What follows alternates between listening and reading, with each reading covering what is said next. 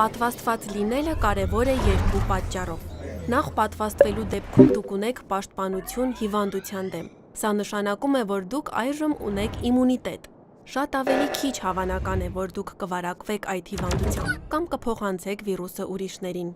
Երկրորդ պատճառն ուրիշներին վարակիչ հիվանդություններից պաշտպանելն է։ Երբ համայնքում բավականաչափ մարդիկ պատվաստված են, վիրուսը դժվարանում է նոր մարդկանց գտնել վարակելու համար։ Այսպես կարելի է վերահսկել կամ նույնիսկ կասեցնել վիրուսի տարածումը տվյալ համայնքում։ Այս ընդհանուր պաշտպանվածությունը մենք անվանում ենք կոլեկտիվ իմունիտետ։ Այսպիսով, ինչու է կարևոր այն։ Մեզ անհրաժեշտ է կոլեկտիվ իմունիտետ պաշտպանելու համար այն մարդկանց, որոնք դեռ չեն պատվաստվել, ինչպես օրինակ նորածին երեխաներին։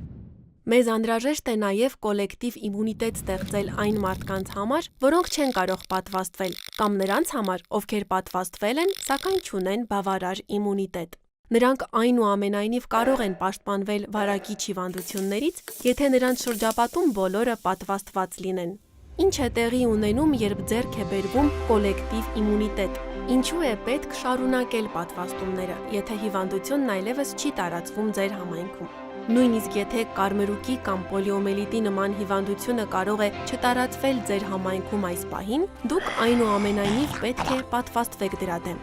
Դա պայմանավորված է նրանով, որ եթե մենք դադարեցնենք պատվաստումները, ժամանակի ընթացքում անպաշտպան մարդկանց թիվը կավելանա, և վիրուսը վերադառնալու դեպքում կարող է վարակել չպատվաստված մարդկանց։ Եթե չպատվաստված մարդիկ շատ լինեն, վիրուսի համար հեշտ կլինի գտնել մարդկանց վարակելու համար։ Այն արագ կերպով կսկսի նորից փոխանցվել մի մարդուց մյուսին և նույնիսկ առաջացնել բռնկումներ։